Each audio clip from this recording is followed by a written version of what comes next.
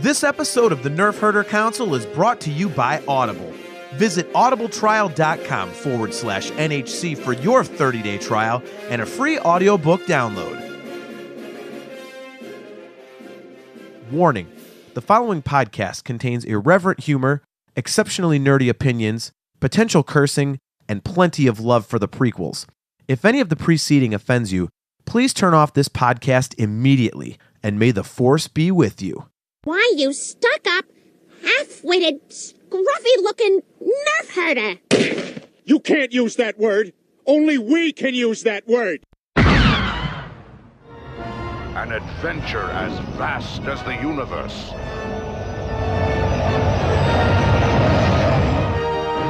Return of the Jedi. Coming to a selected theater in your galaxy.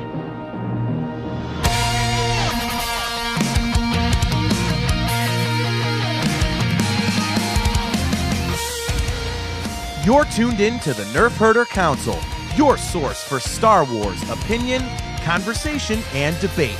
Featuring your hosts, JT. You really could technically thaw out Princess Leia like a damn toaster strudel, and she'd be alive. I think I have a new intro clip. AJ. Chewy, crack a window. The cold air keeps me awake. Steve. It's a sign of any good audio podcast is visuals, right?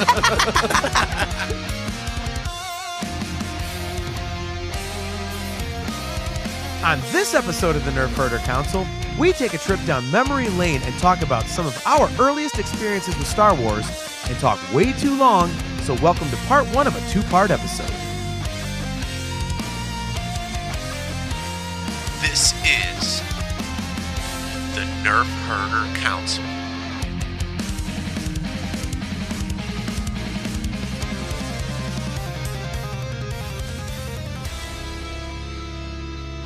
Welcome, everybody, to another episode of the Nerf Herder Council. I am your host, JT. With me, as always, are AJ and Steve.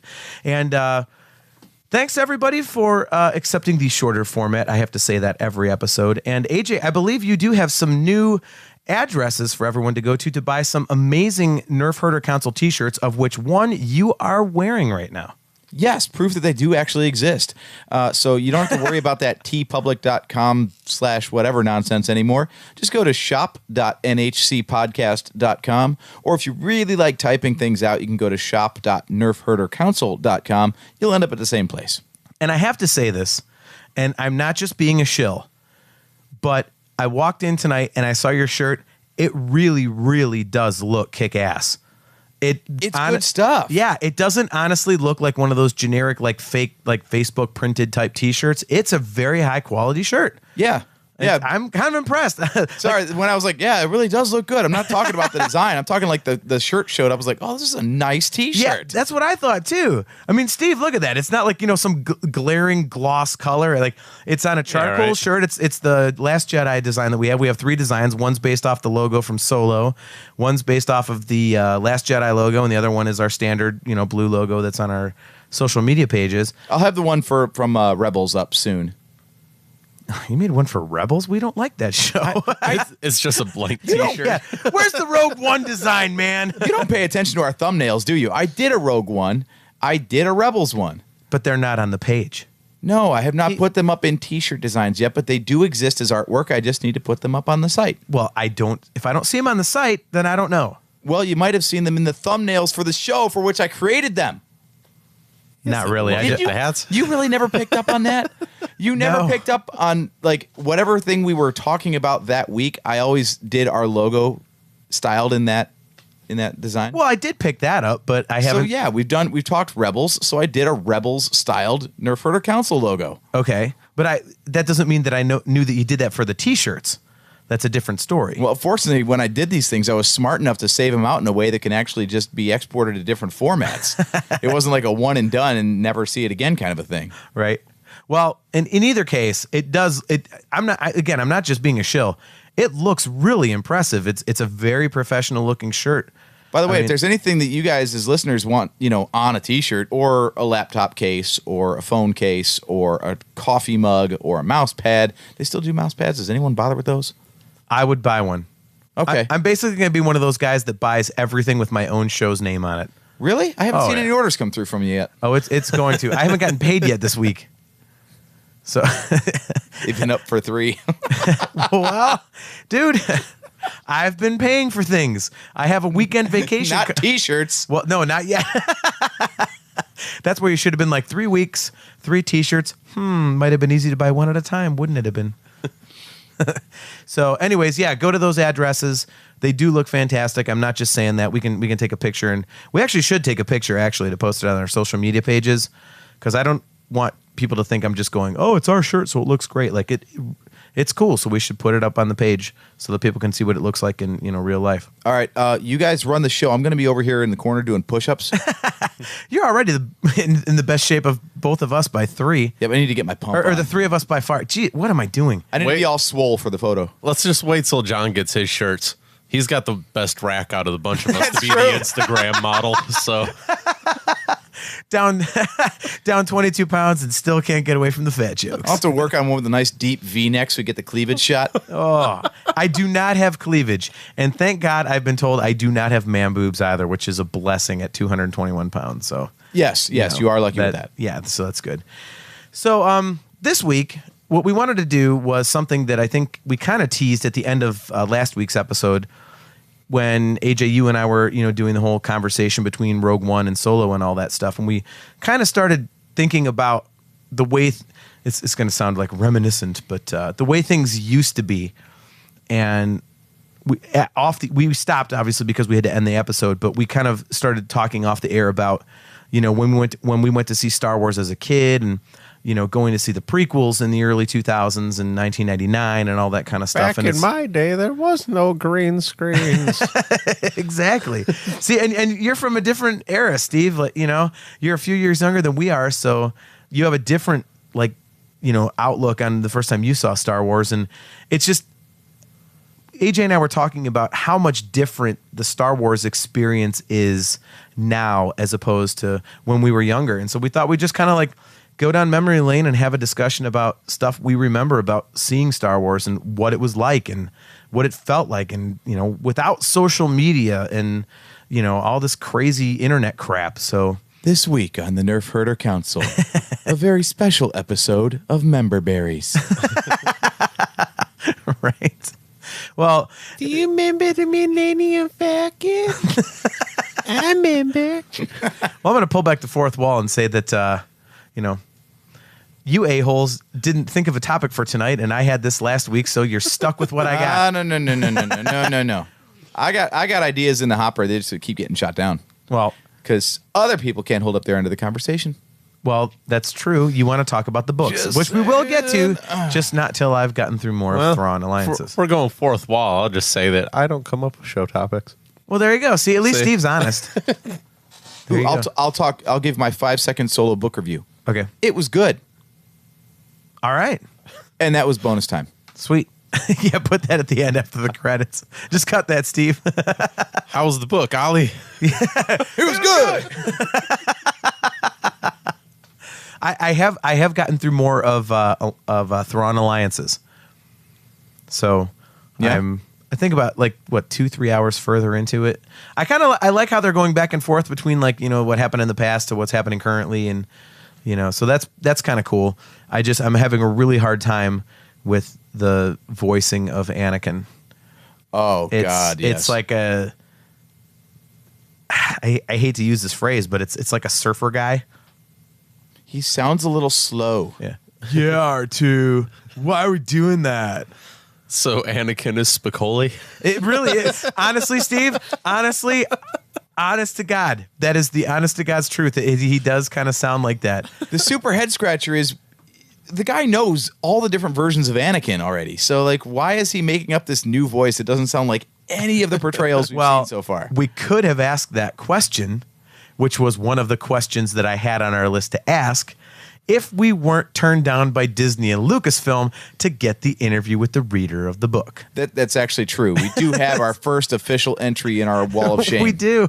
We tried to get Mark Thompson, who does all the Star Wars books and everything, and I was going back and forth with his agents, and I was all excited. I was like, oh, man, maybe this is happening. And Yeah, after a few weeks, apparently they were all for it.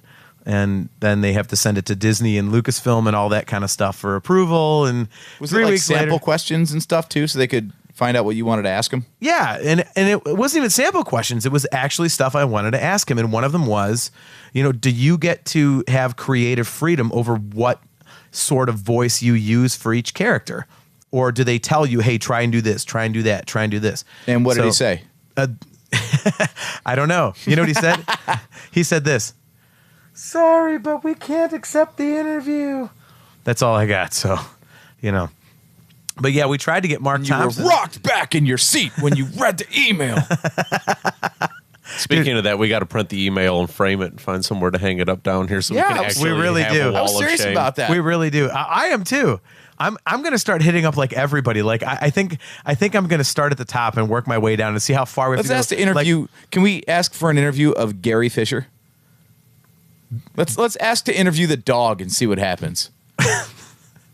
I'm such an idiot. I'm like, wait, Carrie Fisher's brother? Oh no, that's that's Todd Fisher. I see. I wanted to start right at the top. I wanted to go for Mark Hamill. Okay. And I'm telling you, I have a goal for the show. This will never happen. I want to interview Rick McCallum. Oh, that's the guy I want to get on. And I have a sneaking suspicion that like a teeny little podcast like ours, he might actually do it. Make sure you send that request straight to Lucasfilm. See if they can track him down. Oh my God. I'd love to get that response. It probably like, hey man, can we interview Rick McCallum to his representation? Have you talked to Lucasfilm? No? Then yes. That would be phenomenal. It's like, what questions are you going to ask? Like, well, whatever he says, and I'm sure there's going to be a lot of F-bombs to bleep out. They're like, when can you do this? He's available tomorrow.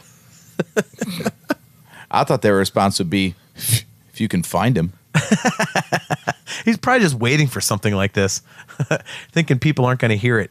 And then we just hashtag Rick McCallum, and all of a sudden we have like 1 million like downloads. See, this is the unfortunate thing about following a successful franchise like Star Wars.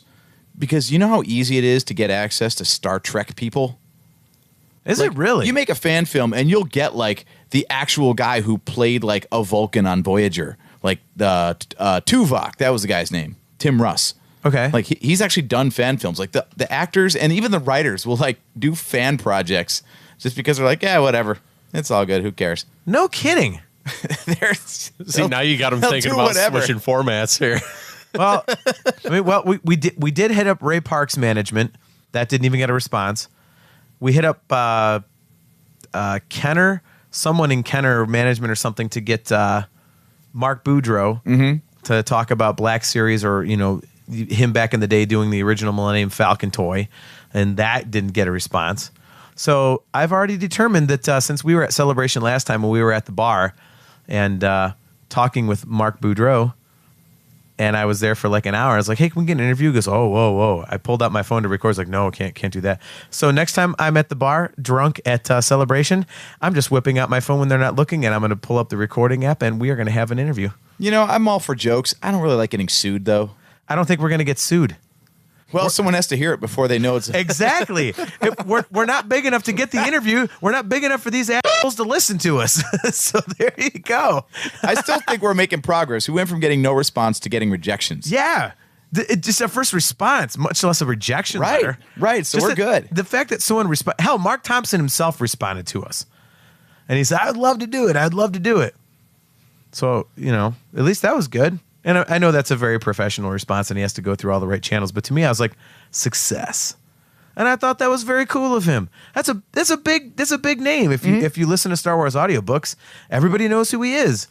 And he actually was nice to us. Yep. So that's pretty cool. Well, that you got to follow that up then, and at least just email him and say thank you and everything. And maybe that leads to something down the road. I can't believe that as a person in a management position in my day job, I did not think to do that. I think I'm going to do that. What a dumbass, man. It took you to tell me that. Yeah, I know. That's crazy. How is it that you always claim to be the dumbest one on the show, but you always have the best ideas? What you then do... Because they come few and far between. I have to build them up. Stockpile them? Yeah. What you then do is you go on Gmail and you make Star Wars 7x7 podcast at gmail.com. And you email all over again. Hi, I'm Alan Voivod, and I'd like to interview you. This is Star Wars 7x7. Wouldn't that be great if that's how we get our interviews? We're like, yeah, hi, I'm from Coffee with Kenobi, and we'd like to, oh, yeah, sure. Sam Witwer's available anytime. Yeah, sure. James Arnold Taylor, oh, yeah. We'd love to be on the show again. Hey, wait a minute. This doesn't sound like you guys sounded the last time. Oh, we changed hosts, you know. When they call our Skype, they're like, what's this name? Oh, we had to change it. Too many people are bothering us. We had this little crazy Celebrity name, that just so people can't really find us. We have to do this intro to the interview. Well, hey, everybody. Thanks for calling or listening to, Coffee with Kenobi. Why are you stuttering so much? Just hold on, James. It's we have to, it's a new show, like, because, we're so big now. Like, why do you sound different? Yeah. Told you, James, new host. So welcome to the new Coffee with Kenobi. And here we are with James Arnold Taylor, a perfect, like, little blank spot so you can cut that the fake intro out. Yeah, this is JT, Steve, and AJ with the Force of Others cast. You realize what we've done now? We have to hashtag like all these podcasts we've referenced in this episode. So, oh my goodness. So, all right. So back to the original topic. We were talking about how Star Wars used to be, but Before Rebellion Force Radio? yes. Is that real? Is Rebellion Force Radio? Is that one? No. Oh, okay. Wait a minute. We could. I'm saying that's what we do is we ape the names and just tweak it. Yeah. We could. Yeah. MarkingStarWars.net. Yeah. Star Wars 8x8.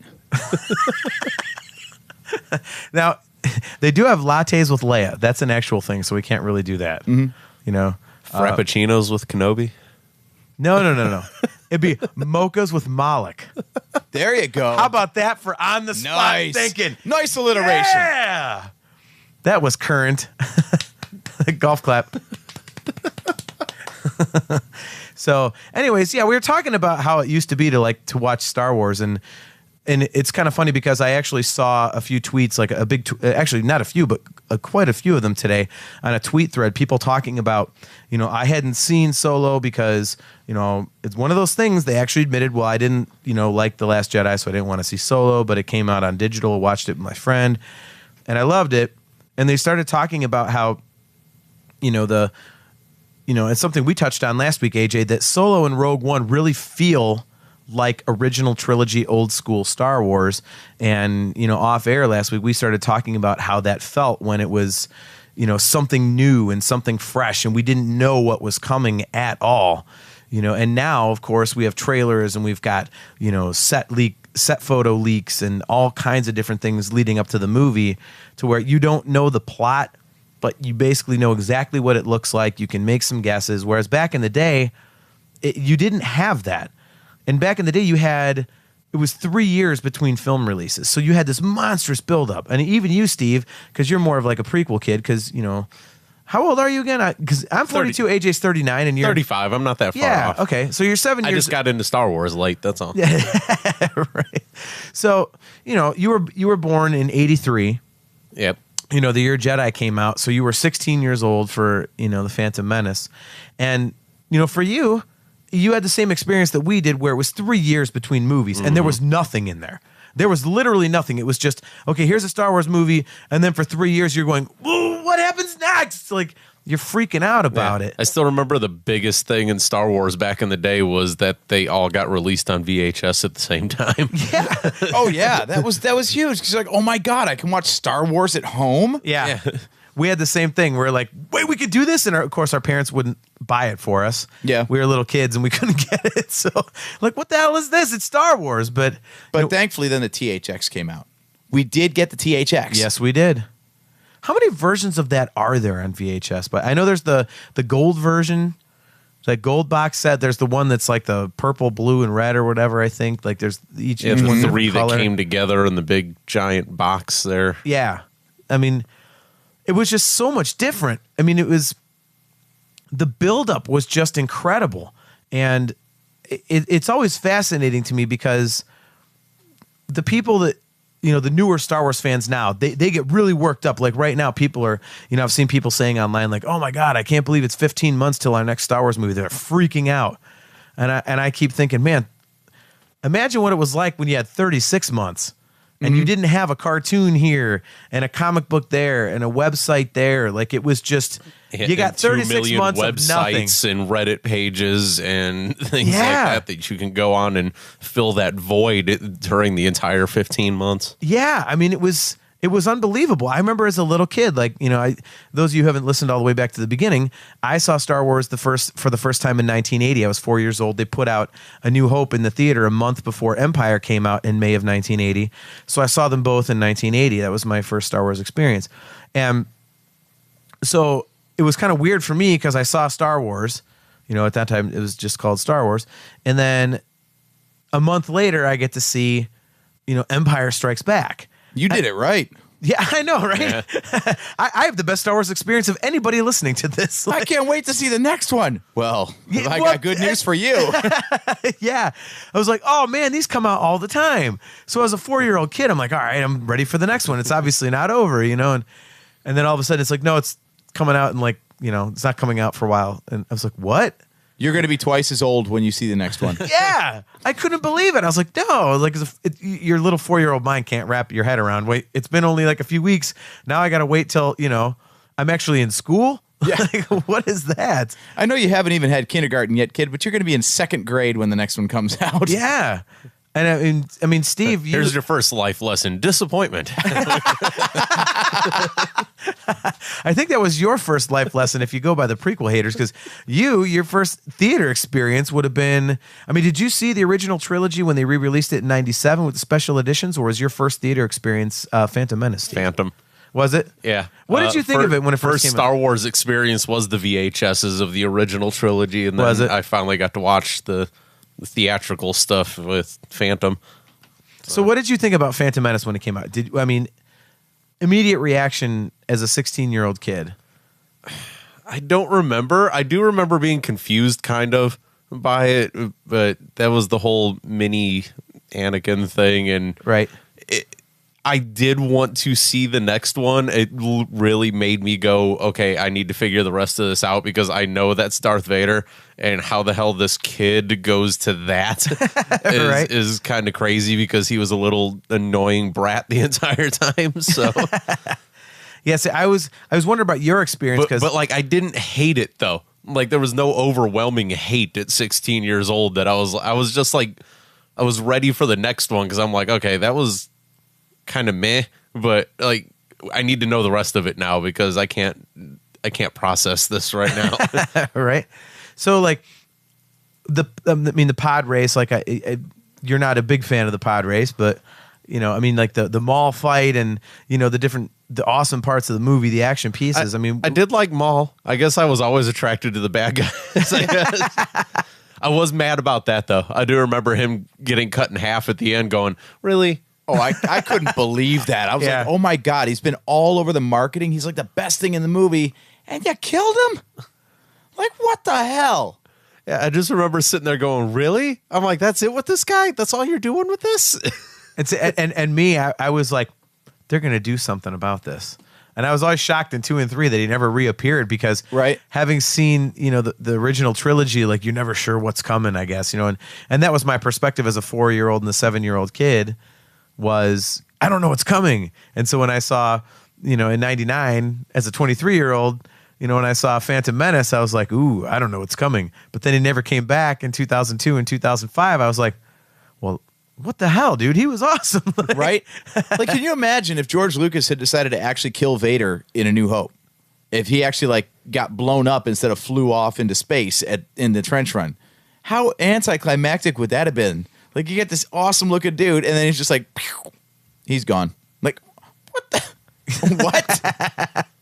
That's one of the most shocking things about that movie is exactly that. Like, how big Vader was, and you could just look at Darth Maul and know that he's a badass, and you kill him. Maybe he was going for the shock factor. I don't know. That whole scene was confusing to me the first time because I was like, how did they kill Qui-Gon when he's a huge actor? You don't just, especially in 99 and 2000, it's like you don't just kill main actors like that. Liam Neeson, yeah. Like you don't do that. It's just not what movies do. And then while I'm trying to process how he's gonna come back to life somehow. Then you cut Darth Maul in half, and I'm like, whoa, wait, I haven't even processed the first one yet. Hold on, what the hell are you guys doing right now? And then it's credits, and you just go, yeah. They wanted to remove all doubt on that one too. It wasn't just we had him get hit by a lightsaber. It's we had him get hit by a lightsaber. We had him fall down a shaft in 2 pieces. yeah.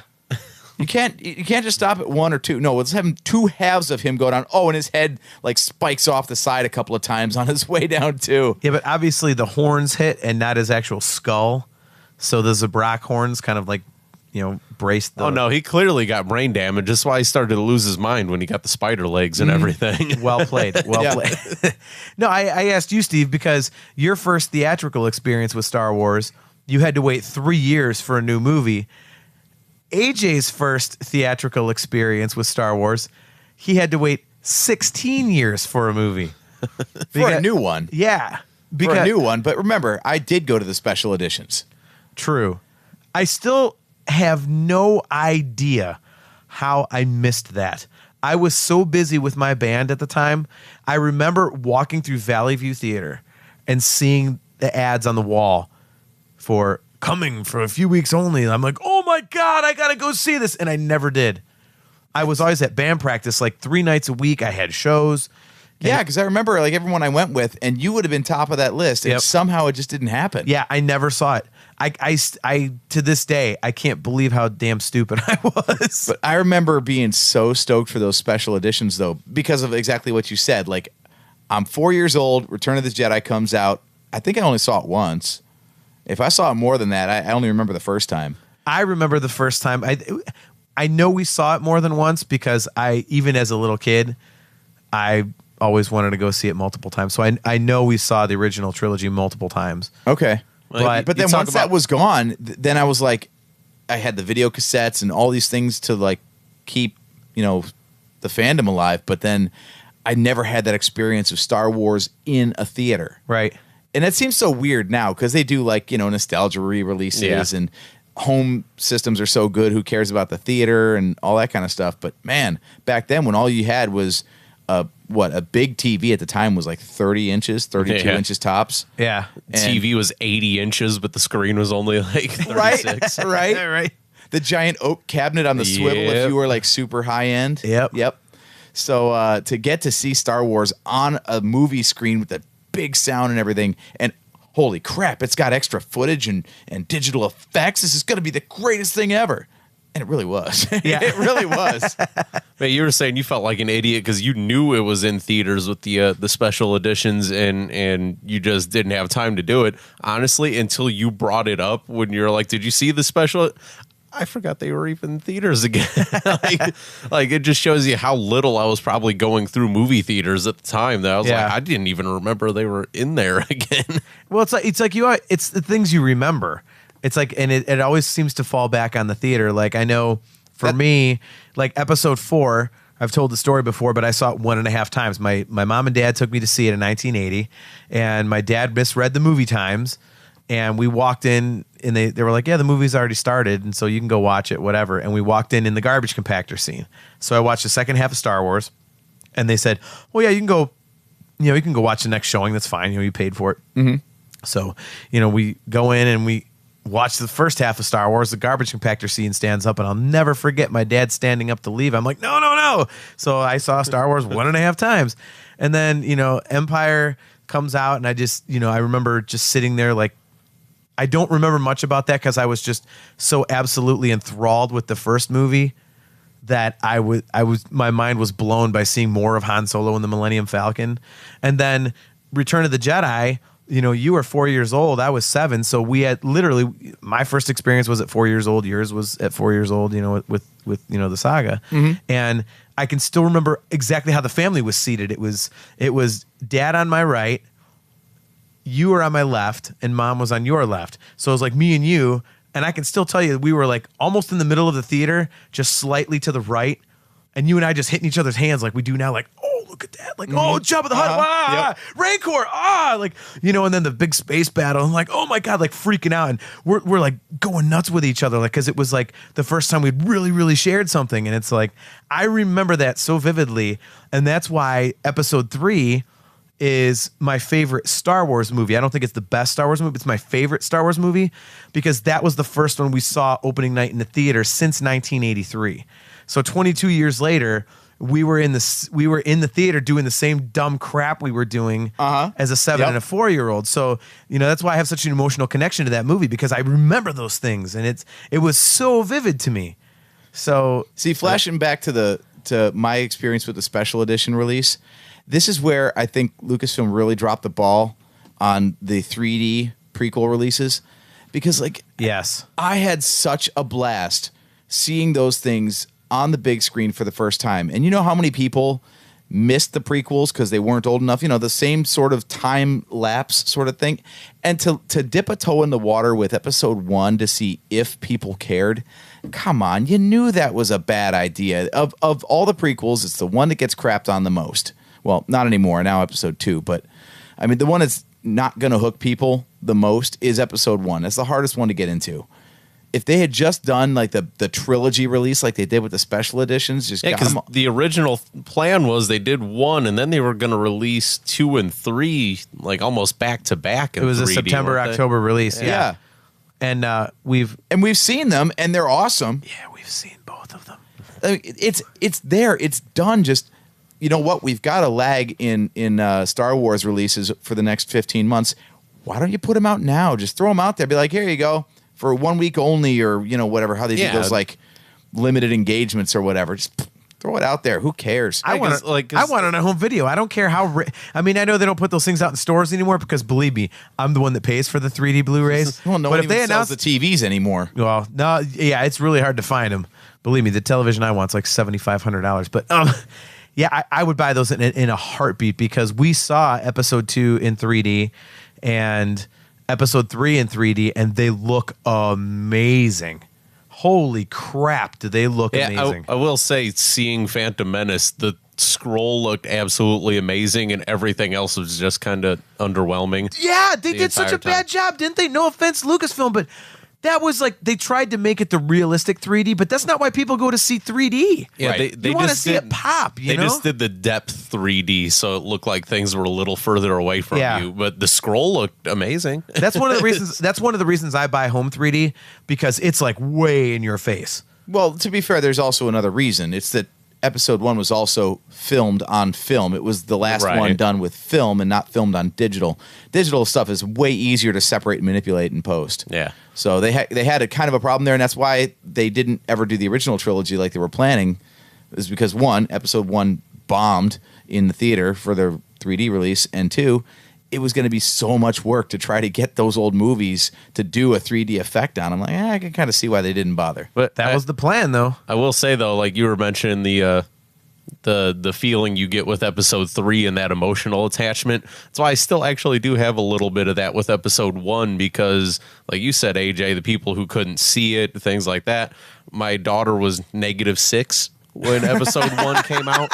So the fact that the first movie I got to go take her to in the theater with Star Wars was to take her to see Phantom Menace in 3D, it does hold a little bit for me, that I'm like, yeah, that's the first thing. And now I got my daughter who completely freaks out over all these movies when they come out now and lost her mind seeing Solo because of how much Chewbacca was in the movie and everything. Like she saw that twice in theaters, so it's like I'm raising her right, apparently, and it all started with taking her to see episode 1 in 3D. You're doing right by my goddaughter. Right?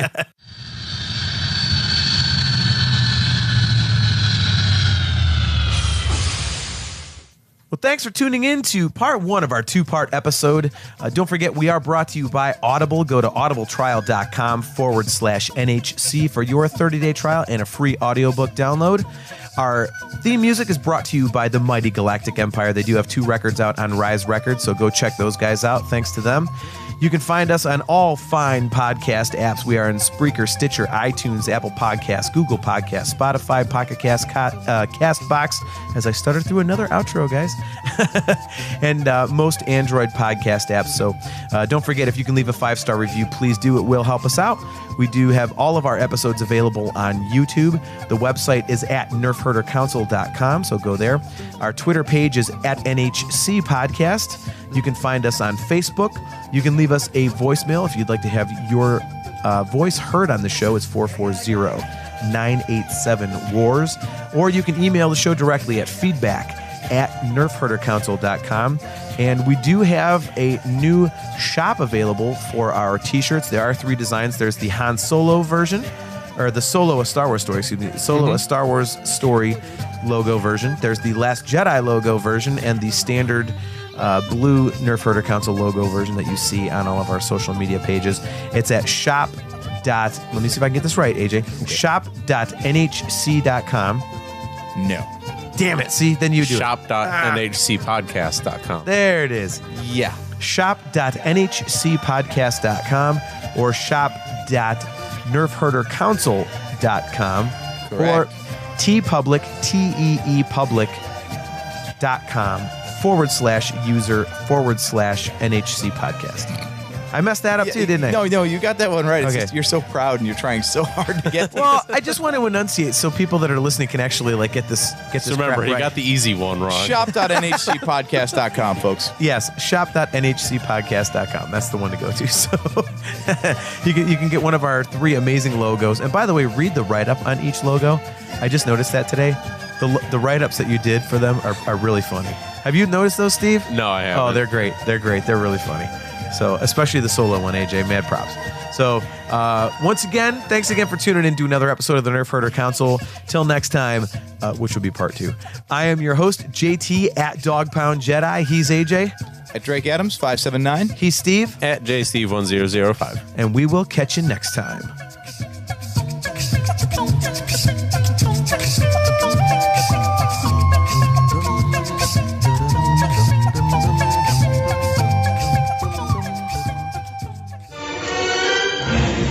This bucket of bolts is never gonna get us past that blockade. This bucket's got a few surprises left in her. Plus, me and Chewie are on it. Ain't that right, Chewie? Hell yeah, you my nerf herder. You my Nerf herder.